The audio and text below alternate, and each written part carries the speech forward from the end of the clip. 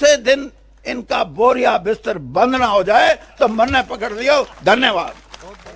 जो घटिया बात करते हैं, जिनकी सोच इस बात से है कि हम अपने ऊपर वाले को खुश कैसे करें, मैंने ऊपर वालों को नाराज करके राजनीति की है। हरियाणा की राजनीति में घमासान शुरू हो चुका है। नमस्कार साथियों, आप देख रहे हैं दी ग्राउंड नेटवर्क और मैं हूं आपके साथ विक्रम इंदौरा। आज हरियाणा की राजनीति के अंदर नया सियासी घमासान शुरू हो चुका है। कैबिनेट मंत्री रहे और कदावर नेता चौधरी वीरेंद्र सिंह ने आज भारतीय जनता पार्टी का दामन छोड़कर कांग्रेस पार्टी को ज्वाइन कर लिया है। और वहीं आपको बता दें कि कल हमने न्यूज़ दिखाई थी कि किस प्रकार जेजेपी को लगातार झटके पर झटके लग रहे हैं और आज जेजेपी को एक बहुत बड़ा झटका लगा। बरवाला से विधायक जोगीराम सियाग का भी लेटर है, वो तेज़ी के साथ वायरल हो रहा है। जोगीराम सियाग ने कहा है कि अब वो पार्टी के सभी पद जो हैं त्याग रहे हैं। जो यहाँ आए हैं सिर्फ हरियाणा भर से नहीं बल्कि दिल्ली से भी हमारे साथी आए हैं, पश्चिमी उत्तर प्रदेश से भी आए हैं और राजस्थान से भी कुछ साथी हमारे आए हैं और पंजाब से भी। मैं सबसे पहले आपका धन्यवाद करता हूं और आपसे मैं ये समझता हूं कि आप भी मेरे जैसे मैं कर रहा हूं कांग्रेस में शामिल होने की प्रक्रिया में आप मेरे साथ हैं।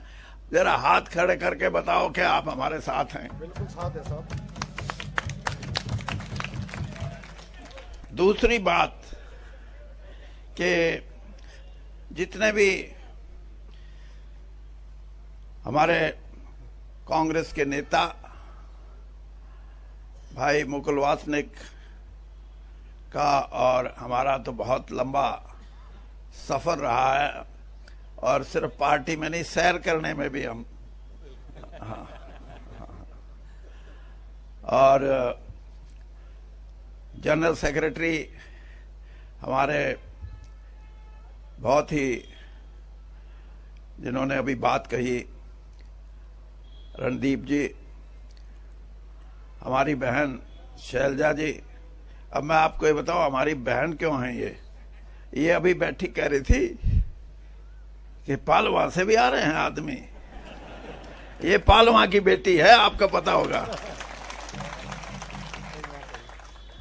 और हरियाणा कांग्रेस के विपक्ष में जो नेता हैं भाई भूपेंद्र सिंह जी,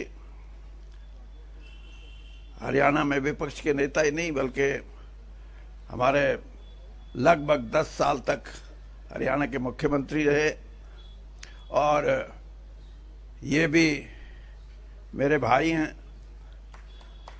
उदय भान जी जो हमारी हरियाणा की कांग्रेस की यूनिट है उसके अध्यक्ष हैं।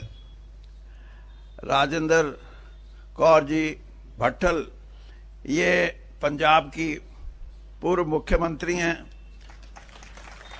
और अगली ताड़ी इस बात की बजानी है कि जड़े अपना हरियाणा पंजाब न्यारा न्यारा हुआ है वहीं से एमएलए बनती थी ये हमेशा। तो ये भी हमारी बहन है। और कैप्टन अजय सिंह जी, हमारी बहन किरण चौधरी जी, डॉक्टर साहब जो असलम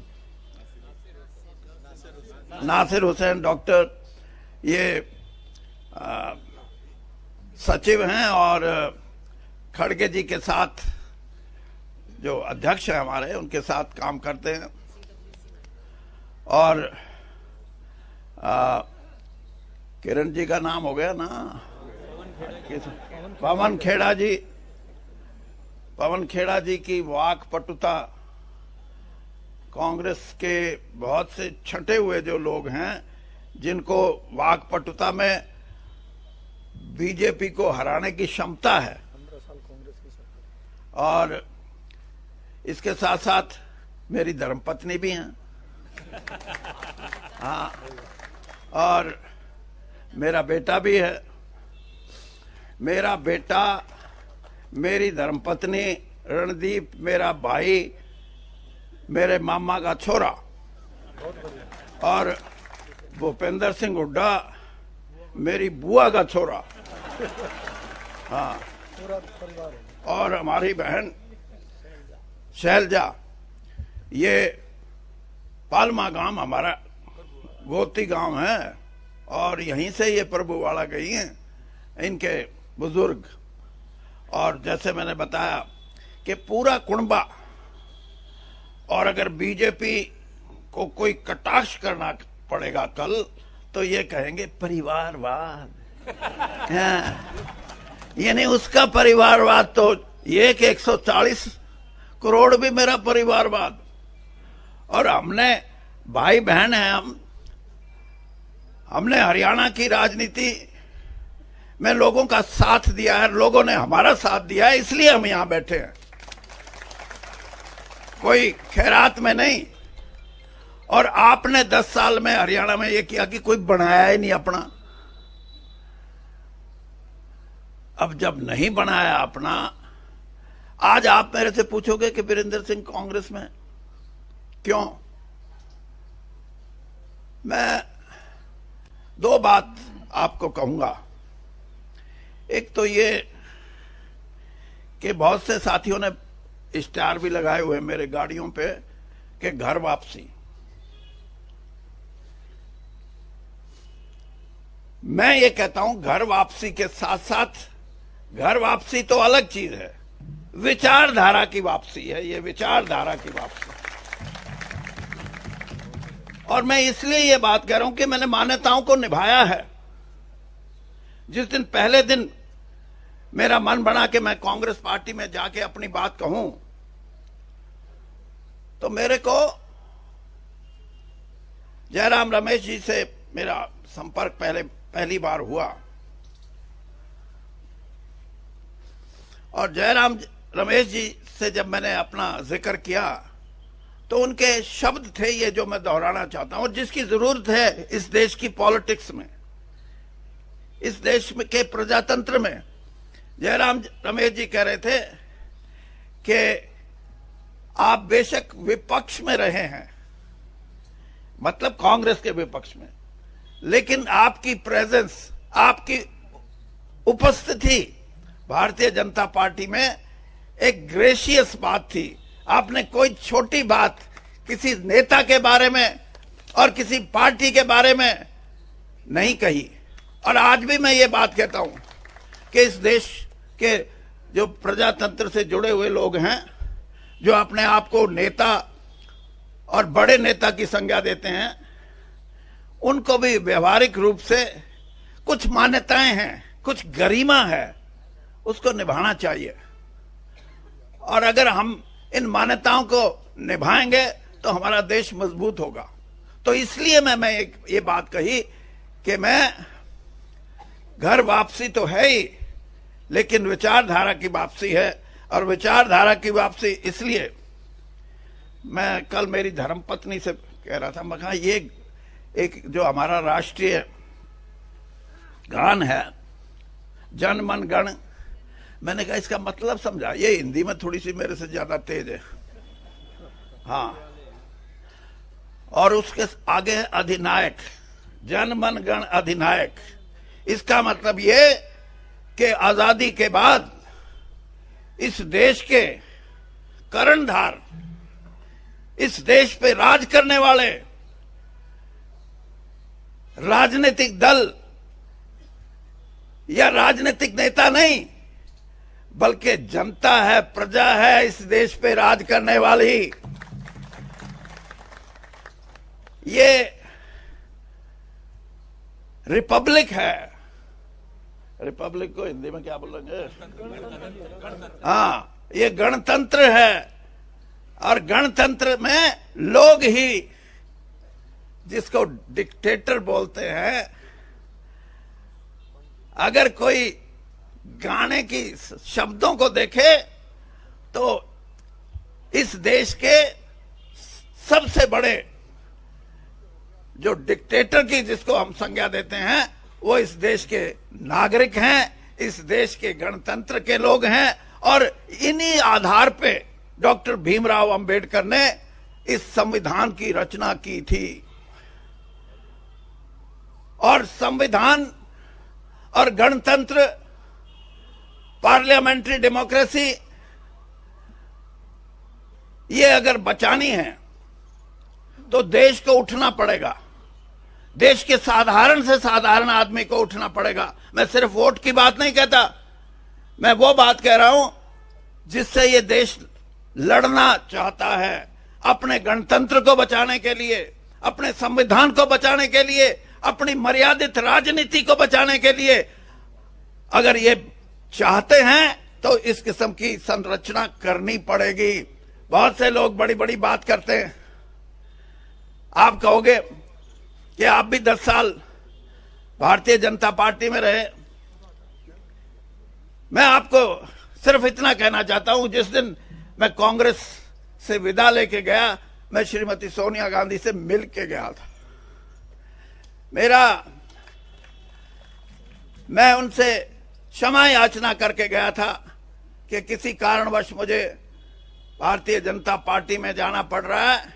और जिस दिन इस देश के प्रधानमंत्री आदरणीय मोदी जी ने मुझे अपनी कैबिनेट में लिया, उससे 5 घंटे पहले मुझे बुला के कहने लगे कि वीरेंद्र सिंह जी, आपका राजनीतिक सफर।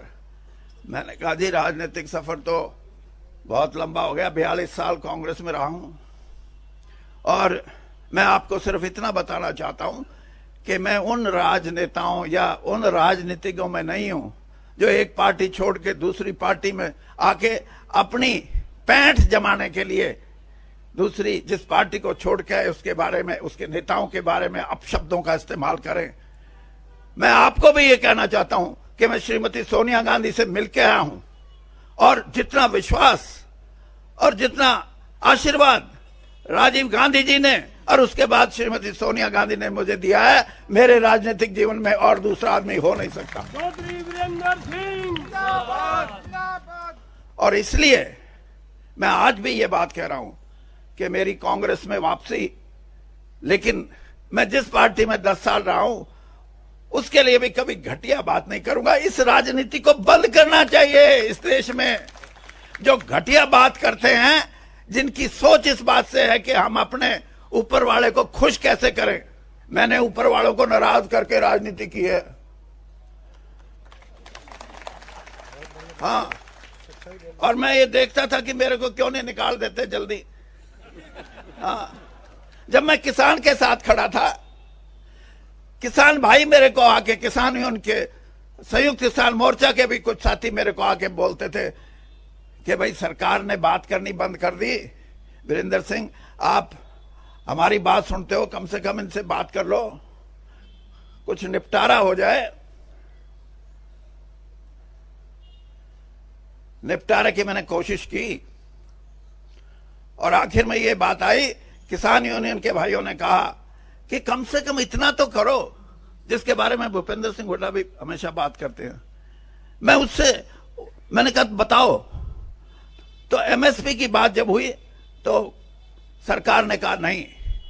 उसके बाद मैंने कहा और कुछ बताओ, तो हमारे जो किसान भाई आए थे आंदोलन में जो शामिल थे, उन्होंने कहा भाई इतना तो करा दो कि चाहे बाहर बेचो चाहे भीतर बेचो, एक बेंचमार्क जिसको बोलते हैं वो स्थापित कर दो, उससे कम हमारी जिन्स नहीं बिकनी चाहिए, फिर हम बाहर भी बेच लेंगे अंदर भी बेच लेंगे। मैं आपको ईमानदारी से बताता हूं, यही है जिसको मैं कहता हूं कि हमारी सोच, भारतीय जनता पार्टी की सोच और कांग्रेस की सोच में अंतर। जब मैंने ये सुझाव रखा किसान का कि वो ये कह रहा है कि बेंचमार्क तो बता दो कि इससे कम कोई नहीं खरीदेगा, चाहे बाहर हो चाहे भीतर हो। जो 5 लोग वहां बैठे थे कूद के पड़े, कूद के। हाँ, मैंने कहा क्यों कूदे?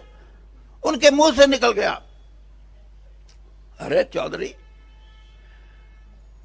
हम खरीदने के लिए जिस भाव से हम खरीदेंगे उससे खरीदेंगे, हम कोई न्यू नहीं करते। मैं कहा भाई बेड़ा गर्क है। जिसने, हाँ, ये कोई इंसाफ नहीं है। और आज भी मैं इस बात को कहता हूं कि हमारे इकोनॉमिक रिफॉर्म्स हुए नरसिम्हा राव जी के समय से लेकर 33 साल 34 साल हो गए। क्या मिला है किसान को, क्या मिला है गरीब कमेरे वर्ग को? आज मैं कांग्रेस के मंच से यह बात कहता हूं कि इस देश की 70% आबादी जो अपना खून पसीना बहा के मेहनत करके कमाती है, चाहे वो किसान के खेत में और चाहे वो हमारा कमेरा वर्ग हो, उसको इंसाफ नहीं मिला। और उस इंसाफ के लिए हमारा जो घोषणा पत्र है, आज तो मेरा भी हो गया, कल तक तो नहीं था ना, जो हमारा घोषणा पत्र आया है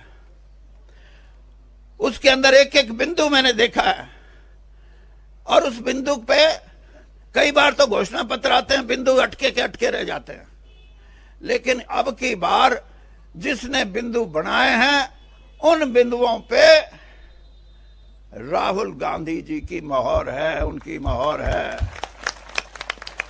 और मैं ये भी मानता हूं कि नौजवान आदमी ही क्रांति ला सकते हैं, और उन्होंने कह दिया कि एमएसपी का कानून बढ़ाएंगे। मेरा उनसे थोड़ा बहुत सूत बैठा तो मैं उन्होंने कहूंगा जी इतना बता दो कि किसान बाजा बाजा फिर कहा भाई मेरी गोद गर्म हो जाए, ये भी ठीक बेचा। यही बात कमेरे वर्ग के लिए। तो ये जो वास्तविकता है, इससे भारतीय जनता पार्टी तो कोसों दूर है, और कोसों दूर इसलिए है कि उनका किसान प्रेम, उनका गरीब प्रेम मैंने बहुत नजदीक से देखा है। इसलिए कह सकता हूं मैं, प्रेम नाम की चीज नहीं है। ये जो सिनेमे देखो ना, इसमें जब रोए है ना, ये चाहे औरत रोए चाहे आदमी रोए, तो ऊं तो रोना क्या होगा, फोटो खिंचवानी है, एक कोई वो आती है दवाई ग्लिसरीन, वो ला दे, फिर तो इनका तो ग्लिसरीन ला ला कर रोए, ये गरीब के लिए और दूसरों के लिए। इनसे उम्मीद मत रखो। और मैं आपसे दावे से कहता हूं कि इस देश में करवट बदल रहा है मतदाता। 52 साल हो गए इस धंधे में, अच्छा ज्योतिषी बन सकता हूं मैं। हाँ, राजनीति का ये बदलाव है, ये राजनीतिक दल या राजनीतिक नेताओं की वजह से नहीं, ये इनके कुकर्मों की वजह से, इनकी गलत नीतियों की वजह से। और बदलेगा, और जब भी पलटा लगेगा, इस देश का मतदाता, इस देश का युवा, इस देश की हमारी बहनें ये लगाएंगी पलटा, और पलटा लगने को तैयार है। 1.5 महीने से मैं भी देख रहा हूं। और पलटा जब लगेगा, राहुल गांधी जी की बात करते हैं। मेरा बेटा जो एमपी है, ये इनके साथ एक कमेटी में एक दिन कहने लगा, ये डैडी, हाँ भाई बता, ये राहुल गांधी परिवार की जो शख्सियत है, जो उसका करिश्मा है, ये आसाम में जाओ जब भी लाखों लोग, उड़ीसा में जाओ जब भी लाखों लोग, और हरियाणा पंजाब में आवे तो खेत में भी होए, ट्रैक्टर ट्रॉली पे भी होए, ट्रक में भी होए। राजस्थान में जाओ तो औरतें और आदमियों की। ये क्यों? ये इसलिए, मैं इसलिए बताता हूं कि आप समझो, पंडित जवाहरलाल नेहरू के बारे में जिस तरह बात करती है भारतीय जनता पार्टी, बड़ी बड़ी बात करती है। मैं आपको एक किस्सा सुनाता हूं, फिर देख लेना कि पंडित जी से बड़ा कोई आदमी इस देश में हुआ या नहीं। अहमदाबाद से चुनाव लड़ते थे इंदुलाल याग्निक। वो हमेशा इंडिपेंडेंट, निर्दलीय चुनाव लड़ते थे और हमेशा जीत के आते थे। 52 में जीते, 57 में जीते, 62 का जो चुनाव था उसमें कांग्रेस के जो कैंडिडेट थे, वो पंडित जी का किसी ना किसी तरह प्रोग्राम बना लिया रैली का वहां। और जब वो अपना भाषण कर रहे थे तो उन्होंने स्टेज पे बैठे लोगों से पूछा, अहमदाबाद से अब कौन लड़ रहे हैं? तो स्टेज पे बैठे लोगों ने कहा, जी इंदुलाल याग्निक, देखिए महानता राजनीति इन मूल्यों की होती है। पंडित जी ने उसी समय अपना भाषण बंद किया और कहा कि इंदुलाल याग्निक से अच्छा कोई आदमी नहीं हो सकता, सब इसको वोट देना, मुझे मेरी पार्टी की जरूरत नहीं। और यहां बड़ी बड़ी बात करते हैं।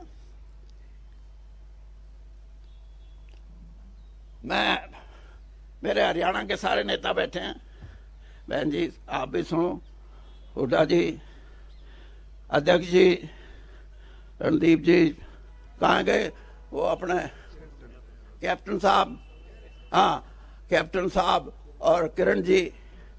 ये बात तो आज लंबी हो जाएगी, मेरे को 10 दिन में 15 दिन में एक टाइम दे दो, 2-3 लाख लोग इकट्ठे करेंगे हम, करोगे ना? हाँ, उसे दिन इनका बोरिया बिस्तर बंद ना हो जाए तो मन पकड़ लियो। धन्यवाद। धन्यवाद चौधरी साहब, आप कार्यक्रम का समाप्ति करते हैं। आप सबको बहुत बहुत धन्यवाद। इतनी धूप में आप लोग इतनी देर तक खड़े रहे, बैठे रहे, जूझते रहे, लेकिन अभी 3 महीने धूप में ही रहना है और संघर्ष करना है, कांग्रेस को जिताना है।